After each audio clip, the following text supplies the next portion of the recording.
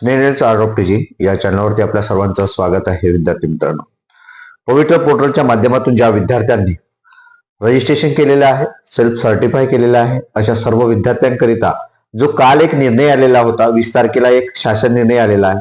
आणि या शासन निर्णयामध्ये 4 जे शासन निर्णय होते, GR होते, याच्यामध्ये नेमका बदल काय होणार आहे पवित्र पोर्टलच्या भरतीच्या दृष्टीनं, असं या ठिकाणी नमूद केलेलं आहे. म्हणजे आधीचा निर्णय, त्यामध्ये असलेले जे काही आपल्या निवड म्हणजे आपल्या विद्यार्थ्यांना निवडीच्या ज्या काही संदर्भातील ज्या सूचना होत्या, त्या सूचनांमध्ये काही प्रमाणात बदल करण्यात आलेला होता. तो बदल अशा दोन्ही दृष्टीने त्यांनी दिलेला होता. मग यामध्ये काही विद्यार्थ्यांनी न्यायालयात जाण्यासाठी मार्ग अवलंबलेला आहे. आणि या माध्यमातूनच आपले विद्यार्थी काही विद्यार्थी ज्यांना जास्त मार्क्स आहेत पॅनिक झालेले आहेत. काही विद्यार्थ्यांचे युट्यूबच्या माध्यमातून व्हिडिओ आलेले आहेत.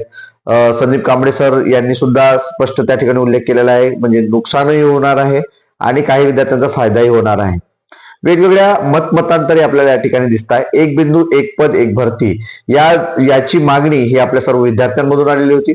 परंतु जो एक काळा कायदा म्हणल्यासारखा एक त्या ठिकाणी प्रकार दिसत आहे की यापूर्वीची जी काही भरती झालेल्या होत्या, 2 भरत्या झालेल्या होत्या, आणि या भरतीमध्ये जी अट होती मर्यादित जागेची नाही तर अमर्यादित, परंतु इथं मर्यादित जागाची अट या ठिकाणी ठेवण्यात आलेली आहे. तशा विविध गोष्टींमुळे आपल्या विद्यार्थ्यांचा, काही विद्यार्थ्यांचा फायदा सुद्धा या ठिकाणी होणार आहे.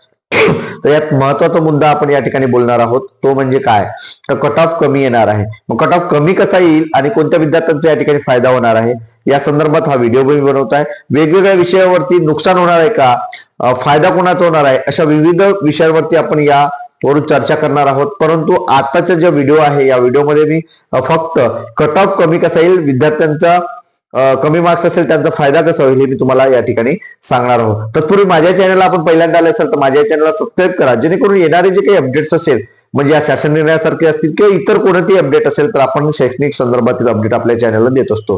डिस्क्रिप्शन बॉक्समध्ये असलेली जी लिंक आहे त्यावरती जॉईन व्हा, जेणेकरून तुम्हाला अपडेट, GR बाकी सर्व ते ग्रुपला मिळेल.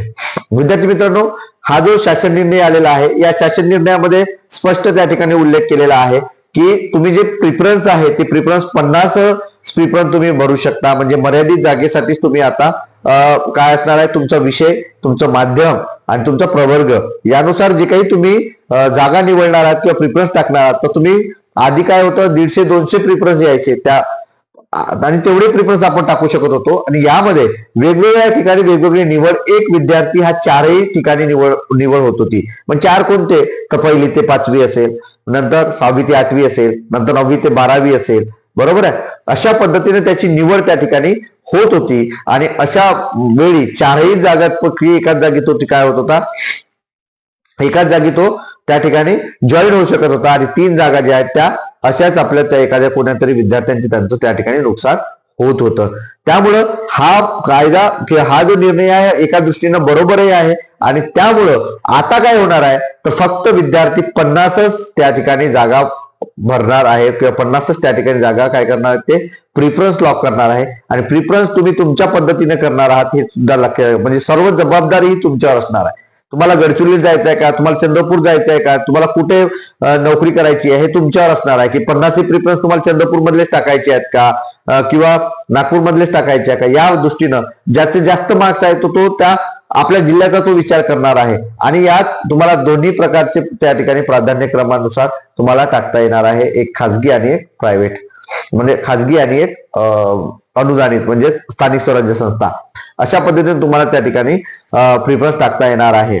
मग यामुळे काय होणार आहे की आता एका ठिकाणी जर तुमची निवड झाली, लक्षात घ्या, पहिल्यांदा काय होत होतं, आज याच्यापूर्वी तुम्हाला वेगवेगळ्या जागी 4ही ठिकाणी तुम्ही काय होत होतं, निवड होत होती. पण इथं तशी होणार नाही. एकदा निवड झाल्यानंतर तुम्ही त्या फेरीतून बादच होणार आहात. कारण तुमची पुन्हा 6वी ते 8 म्हणजे 1ली ते 5वी साठी निवड झाली तर तुम्ही 7वी ते 8वी साठी दिसणार नाही, 9वी ते 12वी साठी दिसणार नाही, 12वी पुढे दिसणार नाही, असं त्या ठिकाणी स्पष्ट त्या ठिकाणी उल्लेख केलेला आहे. यामुळं ह्या ज्या जागा एके जागेसाठी जे 4 ठिकाणी विद्यार्थ्यांची निवड होत होती, आता एके जागेसाठी तुम्हाला एक निवड झाल्यानंतर 3 ज्या जागा आहेत त्यात दुसऱ्या विद्यार्थ्यांना मिळणार. मग गडचिरोलीचा विद्यार्थी किती जास्त मार्क्स असेल तर तो गडचिरोलीमध्ये राहणार, गडचिरोली तो प्रिफरन्स टाकणार आहे. आणि ज्यांचे कमी मार्क्स आहे तो कमी मार्क्स आहे म्हणून तो वेगळ्याच जिल्ह्याचाही प्रिफरन्स घेऊ शकते. ज्यात त्यांच्या जिल्ह्यातले विद्यार्थी त्या ठिकाणी अवेलेबल नसतील तर या विद्यार्थ्याचा त्या ठिकाणी प्रिफरन्स नुसार त्याचा नंबर लागणार. वरच्या वर्गासाठी त्याचा नंबर लागणार आहे. जर कमी मार्क्स असेल तर पहिल्यांदा विद्यार्थी काय करतात, खाजगीचा विचार नाही करत, तर ते स्थानिक स्वराज्य संस्थांचा विचार करतात. मग खाजगीच्या मध्ये कमी पर्सेंटेज मध्ये किंवा कमी मार्क जरी असेल तर एखाद्या दुसऱ्या कास्टचा विद्यार्थी म्हणजे त्या ठिकाणी त्याच कॅटेगरीचा विद्यार्थी त्या ठिकाणी कमी मार्क्स लागू शकते.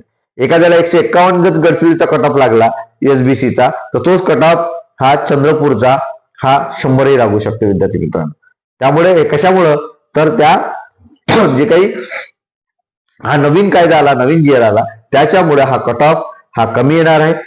त्यामुळे ज्या विद्यार्थ्यांना कमी मार्क्स आहेत, जे घाबरलेले होते, जे पॅनिक झाले होते, त्या सर्व विद्यार्थ्यांना सांगू इच्छितो की यामुळं या जीआर मुळे तुम्हाला चांगली संधी मिळणार आहे आणि प्रेफरन्स सुद्धा बरोबर टाकायचे आहेत. प्रेफरन्स टाकत असताना ग्रुपला सुद्धा लिंक दिलेली आहे, त्यावरती जॉईन व्हा. तुम्ही विचारू शकता कॅटेगरी वाईज आपण प्रेफरन्स, तुम्हाला जिल्ह्यात नोकरी करायची आहे का, विभागात नोकरी करायची आहे का, या सर्व बाबीचा विचार तुम्हाला करायचा आहे आणि याचा अभ्यास करूनच तुम्हाला ते प्रिफरन्स लॉक करायचे आहे. कारण काही विद्यार्थ्यांना 120 130 मार्क्स असूनही गेल्या वर्षी 50 किंवा सर्व टाकूनही पहिल्या 50 मध्ये ते नव्हते. 150 140 मार्क्स असूनही तरी विचार करा की जर तुम्ही 50च प्रिफरन्स टाकत असाल तर तुम्ही भरतीतून बाहेर होणार आहात. म्हणून याला चॅलेंज सुद्धा या ठिकाणी दिलेला आहे. चॅलेंज सुद्धा या ठिकाणी विद्यार्थी करत आहेत. कारण हा कायदा एक प्रकारचा फक्त 50 जे काही अट दिलेली आहे मर्यादा प्रिफरन्स लॉक करण्याची ही अमर्यादच ठेवा असं विद्यार्थ्यांचं मत आहे. बाकी जे 2 ते 3 निर्णय आहे हे अगदी योग्य निर्णय आहेत, काहीच त्यात प्रॉब्लेम नाही आहे. आणि याच कायद्यामुळं याच निर्णयामुळं आपल्या सर्व विद्यार्थ्यांचा फायदा होणार आहे हे लक्षात घ्यायचं आहे विद्यार्थी मित्रांनो. अजून तुम्हाला काही माहिती वाटत असेल किंवा तुम्हाला जर माहिती काही पाहिजे असेल तर तुम्ही नक्की कमेंट बॉक्स मध्ये कळवा. मी सांगितलेली माहिती आणि तुम्हाला कट ऑफ कमी येईल बा या संदर्भात मी काही जे बोललो तुम्हाला नेमकं काय वाटतंय हे सुद्धा तुम्ही कमेंट बॉक्स मध्ये कळवा. आणि अशाच अपडेट करता माझ्या चॅनलला मात्र सबस्क्राईब करा. धन्यवाद.